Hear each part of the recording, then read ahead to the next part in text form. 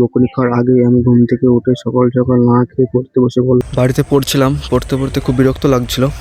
তাই যখন আমার খুব বিরক্ত লাগে, খুব খারাপ লাগে, তখন আমি এই জায়গাটায় চলে আসি। পুকুরের পাড়ে শান্ত জায়গায়, কেউ থাকে না, খুব ভালো লাগে। এখানে হাওয়া, খুব জোরে জোরে নিঃশ্বাস নিই, মনটা অনেক শান্ত হয়ে যায়।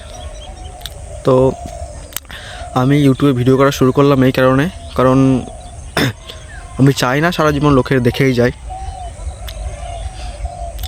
এত বছর দেখে গেছি, তাই অনেক ভাবনা চিন্তার পরে একটা ডিসিশন নিলাম যে আমি চাই যে আমিও দেখি লোকও আমাকে একটু দেখুক। এই কারণেই ইউটিউবে ভিডিও করা স্টার্ট করলাম আমি।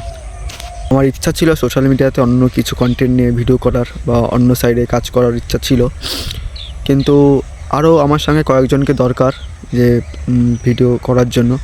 কিন্তু আমি যাকেই বলি সেই বলে এ ভিডিও করে কী হবে, কোনো কিছু ভ্যালু নেই, হচ্ছে কাজ মাজ করগা, টাকা কামা, সব কাজে আসবে, ভিডিওর কোনো দামই নেই।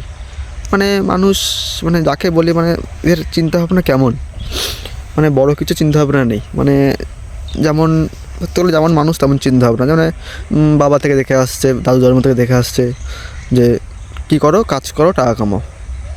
মানে অন্য কোনো মানে বড়ো চিন্তাভাবনা নেই যে ভালো কিছু করবো, অনেক বড় বড় বাড়ি, বড় গাড়ি, বড় কিছু হবে, ওরকম কোনো চিন্তাভাবনা নেই কারোর মধ্যে। সব নর্মাল, মানে এই দিন আনে দিন খাচ্ছে, চলছে।